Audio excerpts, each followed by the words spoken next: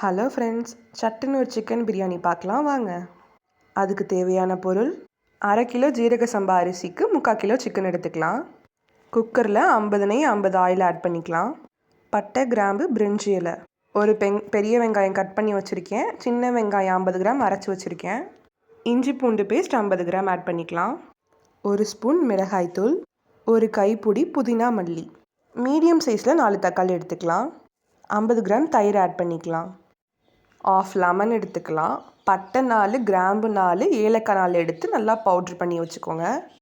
இது எல்லாத்தையும் 1 by 1 add பண்ணி எண்ணெய் பிரிகிற அளவுக்கு வதக்குங்க. எண்ணெய் நல்லா பிரிஞ்சதுக்கப்புறம் சிக்கன் அதில் சேர்த்துட்டு அதை நல்லா வதக்குங்க. 1க்கு 1.25 தண்ணி ஊற்றிக்கோங்க. அப்போது தேவையான அளவு உப்பு சேர்த்துக்கோங்க. உப்பு, காரம் எல்லாம் கரெக்டாக இருக்கான்னு பார்த்துக்கோங்க.